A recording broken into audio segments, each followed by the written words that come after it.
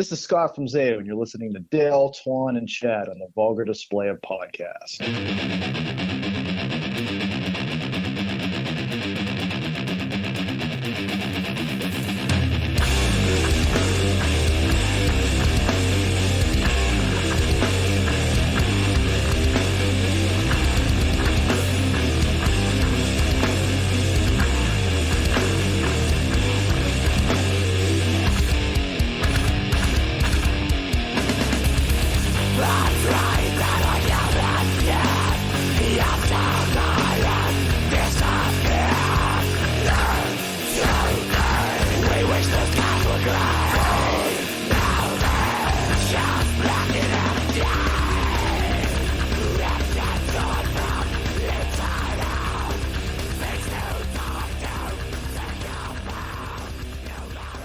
Welcome to the Vulgar Display of Podcast. Got Dale here. What's up, Dale? Hey, what's up? What's up, buddy? Got Twan here. What's going on, fellas? Twan/Anthony. Yeah. Yes. I never know what to call you.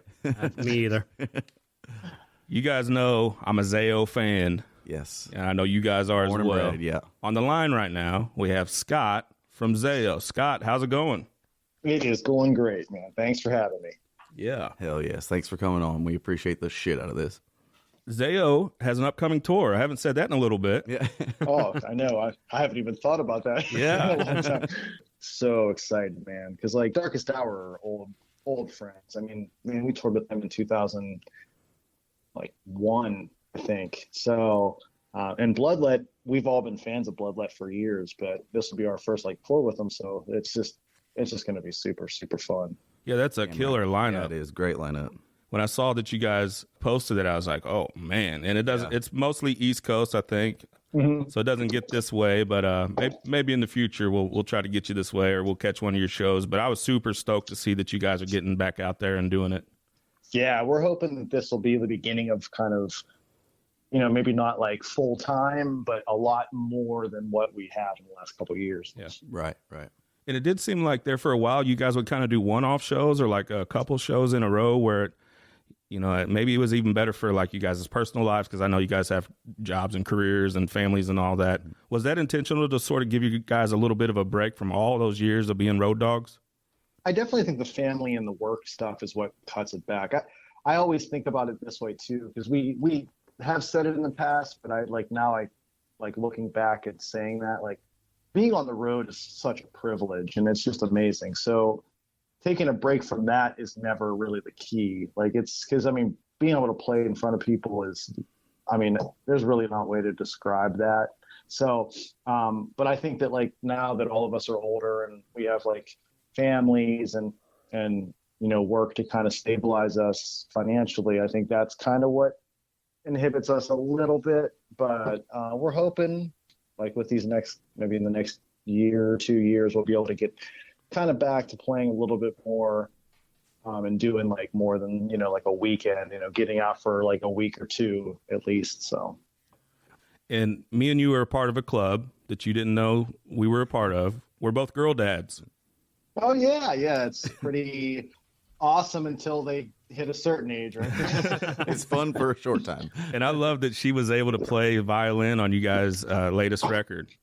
Oh, yeah. That was super special for me because like Sydney's really musical. She picked up a guitar and she can play a little bit of that, but she really like kind of focused in on piano and violin. And when we were able to get her to do something on anything, I'm always trying to find ways to get her kind of involved. So she was excited to do this little violin run and she put it on there and it sounded great. And it really felt like an ad, like it totally added to that song. So yeah, I bet that was super cool for you. I'd heard in some interviews that I think maybe previous years she'd kind of make fun of you for some of the stuff you were involved in. Yeah. And well, she still does. yeah. And I can certainly relate to that. My girls will make fun of me, any kind of creative thing I'm involved in. Like, yeah, Dad's going to do his talkie in the mic thing. Yep. So yeah, to be able to have that moment with you guys, I bet that was cool for you. So that was really neat to hear, and the song is awesome. Yeah, thank you so much. Yeah, I'm so proud of all of it. How important is your art and your craft and the music you? How important is it for you guys? Honestly, feel like it's saved everybody in the band's life in some regard. I think that being able to express yourself in any way creatively is when you are that type of person, it's almost like a necessity. It's not like, oh, I might have to do this. It's like, no, I have to do this. So I know, like, with all of us, man, I feel like music found us in a time when we really needed it. And throughout all of my life, outside of my family, there's really not much else that can keep you like centered and motivated and wanting to be here. So.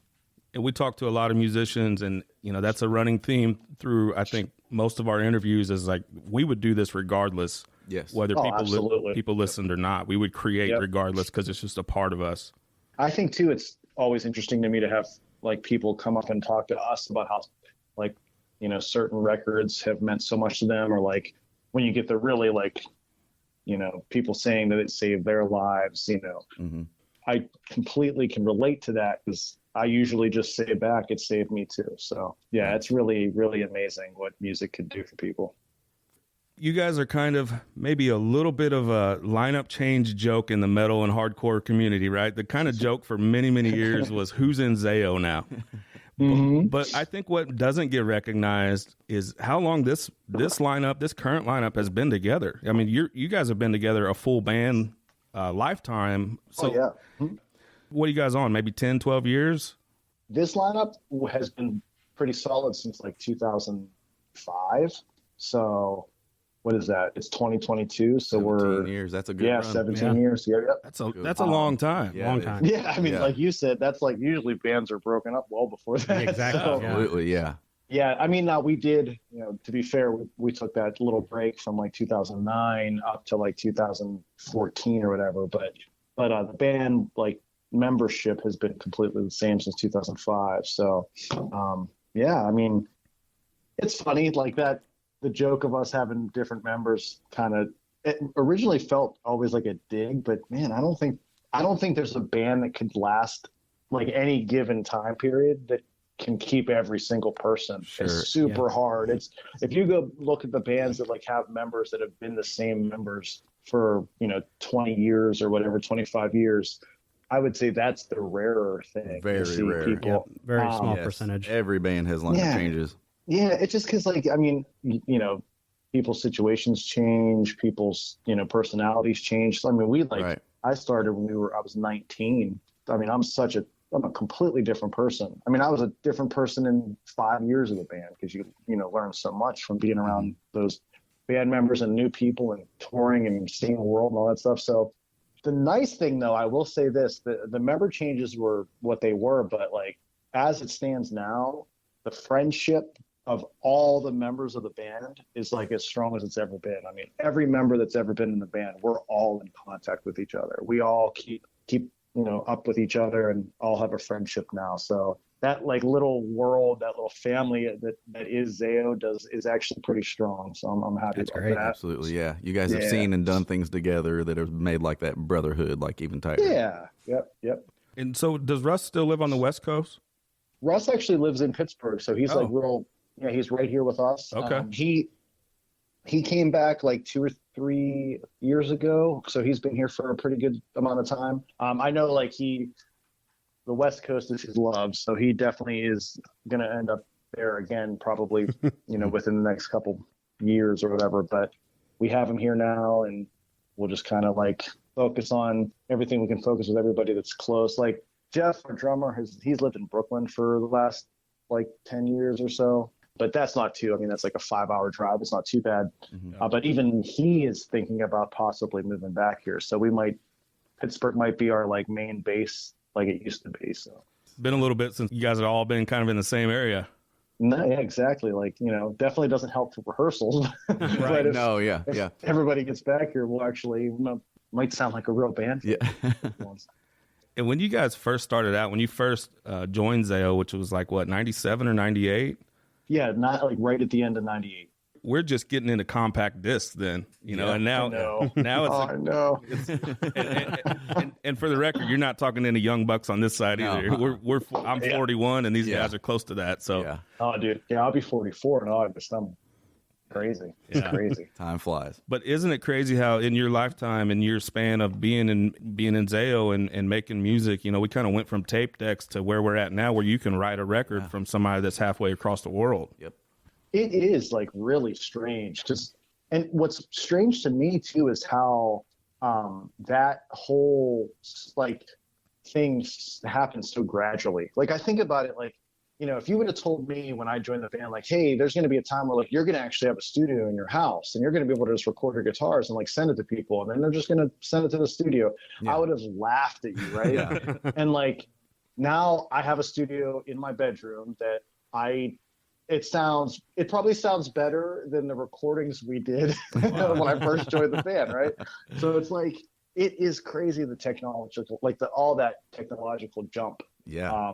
With all that stuff. And yeah, like having people, if Russ does move back out to the West Coast, it's literally going to do nothing. Like it doesn't we'll hinder be able to, anything. No, like we'll like share back and forth riffs. We'll, you know, and then luckily like Zao does have the one thing, I mean, we're able to financially have him when we play, like fly out. So we're lucky in that regard for sure. So that's not a bad thing, but yeah, like it's not, having people live in different places does not hinder bands anymore. That sort of work from home thing is sticking around, and it's even with bands too. Yeah, COVID was a blessing and a curse. I think so. I mean, you could see like we finally realized like, oh yeah, you don't have to be in a stupid office for just some guy to yell at you about doing the job that you're going to do anyway. Yeah. So, but yeah, the same thing here. Like, yeah, being able to do things at your house, it's awesome. But being able to get out there and play is so important, and I'm so glad that's finally, that's, you know, opening up, and we're seeing that be a little bit safer now. So, you know, and Zao is a live band. Oh God, I agree. Yeah, you can experience the audio, you know, the Spotify's and the Apple Music, whatever you're listening on, all day long. But that's an experience that you have to have. Me and Twan have a few Zao experiences. Probably won't remember the show. You were out on tour with Madball and Remembering Never, maybe? Remembering Never. Oh, I remember that. Yeah, that was the Ferret. It was like it was. Yep. Mm-hmm. Oh, did I remember? Yeah, I usually remember everything. So you actually played our little hometown here in Farmington, Missouri. That's awesome. Yeah, and you know, it was one of those 5-year winners where here we go, everybody's bum rushing the stage, and we're all, you know, in the mic and jumping, and it was a good time and one of my favorite concert experiences maybe ever. Well, that's what I love about where Zao is and stays. Like, obviously everybody, and I would love to be able to have music be my career and not have to worry about anything else and make all the money that you can make being in a band and all that kind of that whatever. But really when it boils down to it, like our band, I think, could never be anything that wouldn't have the ability to have that happen. Like, I just don't see how Zao could ever exist in the correct way without it being able to be like, you know, the interaction with people that are at the show. It's, I mean, you know, we're on we're just the same level. Like, I don't ever, personally don't feel like I'm any different than anybody else. I'm lucky I even get to play guitar in front of people. Like, we as a band don't think of ourselves like that at all. You know, we feel just as connected to people as they do us. And I don't think our band could even be a band if it was ever like to the point where we were playing to like so many people, you couldn't just interact with everybody. Right. The connection. Yep. I bring up 5-year winner. What is that like? Being on that side, and I know sometimes when you play that song, your stage is everybody's stage at that point. It's a takeover. But help us understand what that feeling is like to have so many people in that club or venue, wherever you're at, connect with that song in such a way that would make them do things that they normally wouldn't do. I can't even quantify it. Having a song that anybody knows is just it'll blow your mind. And it's such a strange feeling to like have a song that you were a part of that like everybody there knows that song, and like it's so hard to explain that kind of feeling.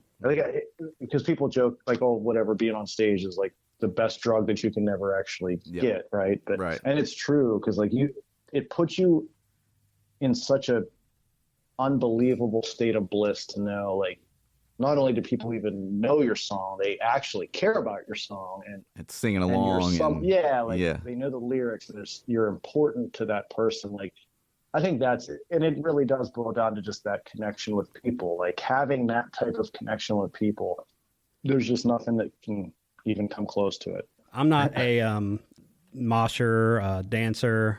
Me neither. I just I usually sit in the back, nod my head, and I enjoy the show from afar, you know. I don't have to get in all the craziness. However, when you guys played Farmington and that song came up, you guys started playing that song, I don't know what the hell happened to me. Same. In a different state of mind. I jumped up on stage. I was chanting the lyrics, and I think I even threw my arms around you and said, "Great time."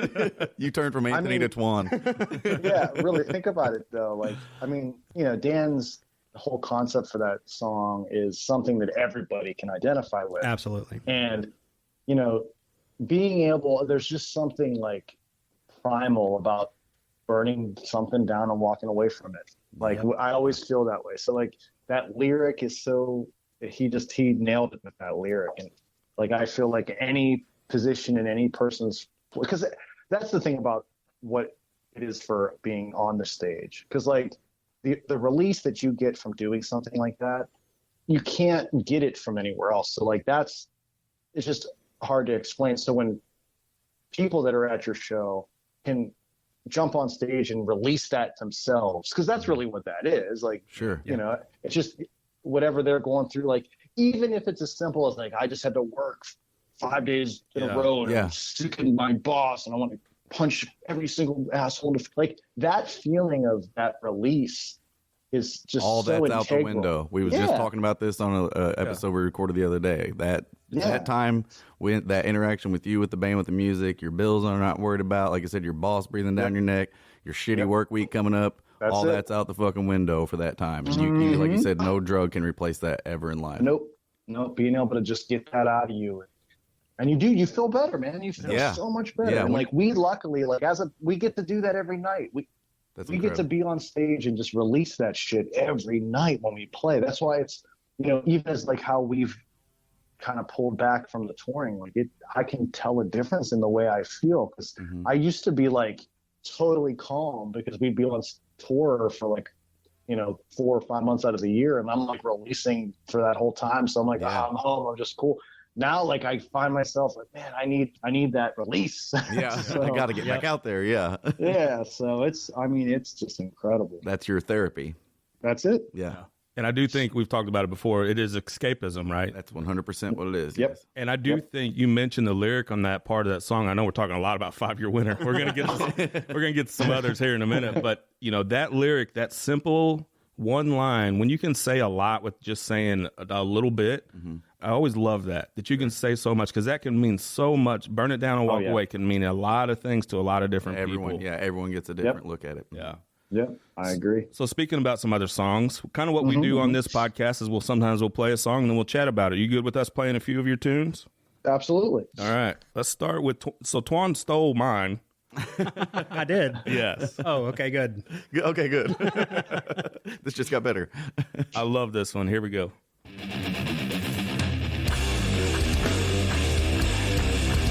Let it play, baby. Yeah, rock that motherfucker.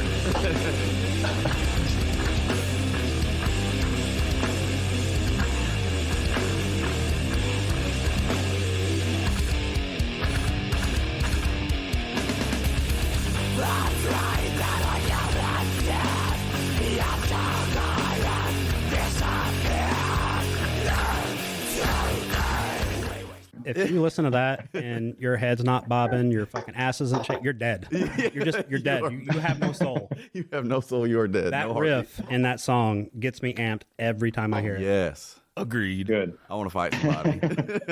That one's a staple in the set list, right? Yes, 100%. All the time. Got to play that one. Yeah. It is my favorite Zaos song. I love the bass tone on that. It's so nasty and dirty. Filthy. The tempo changes. Tell us a little bit about The Rising In. Well, it was one of the first, I think it was the second song we had written for Funeral of God. And we wrote that with Jesse when Jesse was still in the band. So, man, it's so weird to think, because like some songs are just so hard to like write and some things just happen. So like that riff, that little like floaty riff that is played in the beginning for that, it's just, I remember being such an easy thing to happen for us. I think Russ had that little floaty riff and we just moved around and solidified it, and having that, you know, that beat that Jesse came up with for that part was great. And it just, man, it's when it, and you know too, it's really weird as a songwriter, like, you know, when you have something that is special, because like it just makes you excited. I think that's the key to it. You just have to be stoked, because if you're stoked, people are gonna, like, you know, identify that. So, but yeah, we're just super happy with that main riff, and then everything else kind of came on board. And then once again, man, Dan's lyrics and his vocal performance and the way his phrasings and stuff, he just, I'm so happy I am in a band with Dan. We are too. Jinx, same. No offense to you or anybody else that's ever been a part of Zayo, but Dan is Zayo, right? I mean, that voice is... Oh, dude, I say that every time. I'll say that till the day I die. That dude is the reason why the band is the way it is, 100%. Does he have to do anything with his voice? Is it just wake up and piss excellence? Like, honestly, I mean, I know it took him a little bit, like, to be able to keep strength up for it, like right at first when he started doing it, but you know, now he's just attuned to how to do it. He does try to keep his voice like when we're on tour, he won't like talk real loud, you know, just try to kind of like be as good as he can do his voice. But he found these really great lozenges. They're not cough drops, but it's like a lozenge that like kind of helps moisten your throat and keep your throat, like, because that's really the key. Like, you want to make sure that like there's enough water, and like, you know, as much as he likes to drink here and there, like, you can't really drink too much because alcohol will, like, you know, with your muscles and your skin, it dries it out. So like, you have to keep all that stuff as moist as you can, especially with the way he does it. So, and it's weird too, because like, I know a lot of that comes from his diaphragm, which is how you're supposed to do it, but it sounds so throaty, but it's really not as throaty as you'd think. Yeah. So, you know, and you do a lot of the vocals, you do a lot of the backup vocals and the singing. Mm-hmm. And is there any preparation that comes with that? Like, say you're getting ready to go out on the road in a couple weeks, you know, is it something that you have to sort of prepare for your voice, kind of getting it road ready and ready for those shows? Yeah, like I definitely rehearsed a lot at home. And the thing, like, for us, you know, it's for as loud as we are, even on stage, like, we don't have like in-ears, and we don't do any of that kind of, we just go and play. So as a singer, it's really, really hard to do because everything's so loud, and you never hear your voice loud enough. So I'm like, I know, like, even if I rehearse and work really hard, by the time we get on stage, I'm not going to hear shit anyway. And it's going to, all preparation goes out the window. But I just try, at least, like, I sing a lot at home, and I try to make sure that I'm strong enough when we go out there that I don't lose my voice throughout it's kind of cool too. What's nice about how we do it, like, I have such small little areas that I sing that I never really have any potential of having, like, losing my voice. I don't, you know, I'm not doing like a whole song or anything. Or a whole set. So usually I just go for it and whatever. So since Twan stole my pick, I had to go with Savannah. So let's hear a little bit of Savannah.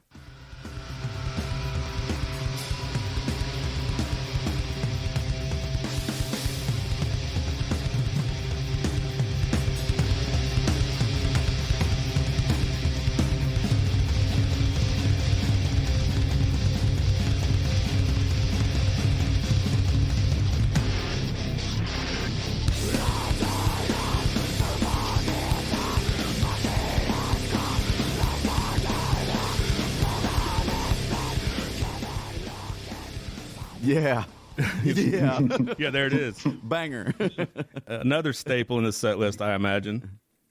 Yes, it is. And what still to this day makes no sense to me is how we wrote a song in 98, 99 that still somehow sounds relevant in 2022. Yes, 100% like, it does, yes. I feel like Savannah is such a just psycho type of song, and like maybe it's because like there's like extreme music's just never gonna have like a shelf life because it is what it is, and it's such a small amount of people that actually like it. But it's really, really crazy to me that Savannah, like, we can play that song right next to one of the ones off Crimson Corridor, and it's like not even an issue. Yeah. Right, they just flow right together. Yeah. You know, what is it like for you guys to hear Zaos' influence on what modern extreme music or heavy music or whatever metal genre you want to call it these days? What's that like hearing Zaos' influence on that, or some of the bands that you came up with, the Living Sacrifices and Stretch Armstrongs and all of those bands of the scene that you came up with? What's hearing that influence like on modern bands? What's that like for you guys? I mean, it's super humbling, and you can't, I don't really think about it, because like we're super humble dudes that don't think anything that way. So like, I don't ever think like, oh, I've been an influence on, right. But it's like super exciting. Obvious. Yeah. Well, yeah. Obvious. Yeah. Obvious. And like you said, humbling. Yeah. Like I'm so proud that like we've done something that people identify with, that care enough about it and like it enough that they would at all emulate it. Because I mean, in reality, especially if you're in a metal band, we all know, like, you know, I grew up like, I mean, dude, Zaos sounds like Carcass. It sounds like Entombed. You know, we grew up with all these awesome bands that we totally looked up to. And I mean, even like some of the local bands, we talk about that a lot. There's a band, like a couple bands from our town, one called Abnegation and one called Passover, that were like super integral in what our sound is now. So yeah, we're influenced by so much stuff that it's really awesome to even think that somebody takes influence from us. And I did hear that on one of your interviews. You know, the Carcass thing seems to come up a lot with you guys, but you were saying in the interview that, you know, Dan's vocal style especially was more influenced by some of the local bands that you mentioned there. Yeah, like, and I mean, there's a possibility that those local guys were influenced by Carcass too. Like, right, I definitely think there's that in there, but what I found out of Carcass after I found out of some of the local bands in our area doing this kind of extreme metal stuff. So, but yeah, we were so into that whole thing that we were really influenced by that. And then by extension, you like get influenced by all the other stuff that everybody likes. So, yeah. And I know Neurosis is an important band for you as well. Huge. Still, I think that band can never be topped, period. Yeah. And I was going to say, you can definitely hear that on Liberate. Yep. You can definitely hear that influence. And that was your first record with Zao, right? Yep. So I definitely hear like Scott's influence and that influence heavily on that record and then throughout the rest of your catalog. Yeah, I like the ugly, scary stuff. So fucking right. Me too. Bring the scary. Same. Okay. And Dale, your choice. Into the Jaws of Dread. Yes, obviously, I love all of the heavy, but this having Chris Dudley from Under Oath. Yes, Chris did such a good job. Like, yeah. I mean, we all like that song, but like when Chris put on all of the stuff that he did, man, it took it to a whole different level. And I also feel like it's the perfect intro for a live show because you come with the beautiful and then the fucking heavy. Yep. And I'm excited about that song because it's the first song we did in like the low, like A tuning. So I'm like, yes, finally. You're like, here I am. My time to shine. Can we hear a little bit of it? Do it. Let's do it.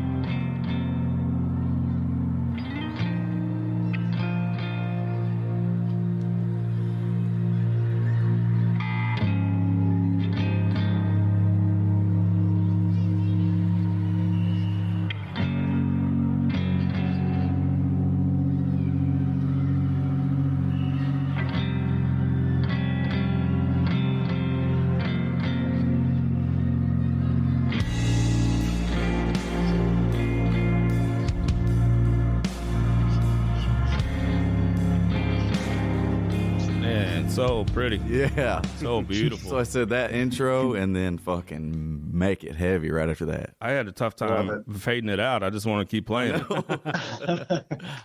And I've seen that you guys actually open with that sometimes. Yeah, we have. We've done like a couple shows. Yep. Yeah. Because it's such a cool opening. It's when you're doing like a main support slot, it's harder to do that kind of stuff because you want to get out there and kick everybody's ass and get out of there. Yeah, absolutely. Come out and rage. So it's like, yeah. But when you do your like headlighting slots and you have a little bit more time, it's really nice to be able to kind of open up the set with that thing and then start pummeling people. So do you guys have like a close connection with Under Oath? Yeah, like Under Oath's been a band that we've played a lot, like tons of shows with early on in our career. So that was probably back in the Cornerstone days. Oh yeah, Cornerstone, all that stuff. Yeah, fucking. So right. it's it blows your mind to see a band like that comes from that where they came from to where they are now. Is just and weren't they Grammy nominated? Is that correct for some things? Oh yeah, they were. I thought so. Were they really? Right. Under Oath Grammy nominations. Wow. Yeah, I remember reading that before. Yeah, absolutely awesome. yeah. Kind of talking about these festivals, you guys are playing one that I think is the lineup is awesome, but also peculiar too. Because I know you guys put out on your Zao Facebook page like you want to see Zao and ICP at the same time. Oh well, dude, we'll hang down with the Juggalos. Yeah. Let's get some Fago and get this popping. Yeah, we don't want on the wrong side of the Juggalos. No, hell no. No, you don't. Dude, if you get the Juggalos on your side though, you're in. Yeah. You're like Oh, in yeah. for everything. Indestructible. We got the gangster pass to anywhere if we got the Juggalo. But you're playing the Blue Ridge Fest, Virginia International Raceway, and man, that lineup is loaded. Yeah. It is crazy. I like it's so weird to me to see. I'm really like anxious to see how this goes because you have bands that are like top of the heap, like Slipknots and all these bands, and then there's so many different stages that they have a stage dedicated to bands like from our scene, and I think this is going to be awesome. I mean, Damn right. You really want to open yourself up to different people. Somebody that just listened to Disturbed and then they come see our stuff. Who knows? Yeah. Pull different fans that are there for different bands. Do you guys know which day you're playing? I believe I think it's Saturday. Saturday, awesome. Yep. Blue Ridge Fest, Virginia International Raceway, late September. Check out Zao and ICP. Yeah. and Disturbed, or you could skip ICP and Disturbed and see Zao. Yeah, just go for Zao. Which is more along my line. Yeah. Pull the SpongeBob. All right, I'm going to head out. We have Scott from Zao with us, going to be going out on tour in a couple weeks with Darkest Hour and Bloodlit. What's the plan for after this? What's the plan for the fall, winter time? Well, we are just talking back and forth about seeing play as much as we can. We are going to probably do some dates around that Blue Ridge thing so we can, be ready and be strong when we're there, but just to get some more shows in. We are always writing, so that's going to come sooner than later of us trying to get some stuff together to put another record out or some releases or whatever. So just keep our nose to the grindstone and work. Let's see what the studio audience thinks of that new Zao that we're writing. Yeah. Yay. We're excited for that, man. Yeah. I've been a fan of you guys since songs from the Penalty Box days and old Jeez, that's awesome. old samplers and all those old times and that scene that you guys came up with. You guys were so pivotal for what we hear now and what we've heard since. Zao is top of the list for me. You've not been able to keep some of those old vinyls and even the new vinyls on the shelves. You've just been selling out of everything. Yeah, dude. There again, you're humbled and just blown away by what people care about. So yeah, every time we put out these reissues, they've been immediately gone. And people, especially now with the way we, do our business. I mean, you can't even understand how amazing it is to see that happen. And, that kind of stuff just allows us to keep doing more things. Cause that's what we'll do. If we sell whatever Crimson Records or we get involved in all these reissues, that money and all that funding goes into what we do next. So just hope to keep that moving. I love how you guys are able to do different designs and colors on those and those just. We totally take, pride in all that stuff. We want to be involved with everything, especially with how we run our own label now. So anything new is all coming from us. So it was really fantastic for Tooth and Nail and Unoriginal Vinyl, which really they're the heroes of this whole thing, but getting us involved, letting us make decisions, being part of the decision making, helping them do certain things with those reissues, all that stuff, we're really, really proud to be a part of. I'll successfully get one of those at some point. I think I was in a queue at one point, and then suddenly, nope, no more. You got to be. Yeah, you got to be on the draw. You got to be quick. Quick on the draw. These metalheads, they don't have jobs. They just sit around and wait. Sit around and click. Yeah, Zao. That's it. Yeah, we're joined here with Scott from Zao. Bandcamp, is that the best way to support you guys? Official Zao.bandcamp.com? Yeah, you're directly buying from us. You know, you're getting it shipped from Jeff or me sometimes. You are 100% directly involved in everything we do on there. officialzao.bandcamp.com and support you guys. We're going to check you out the Blue Ridge Fest and out on tour here in a couple weeks with Darkest Hour and Bloodlet. Scott, we appreciate your time. Yes, thank you so much. Yep, thanks, buddy. Oh, dude, it's literally my pleasure. Thank you so much for asking me.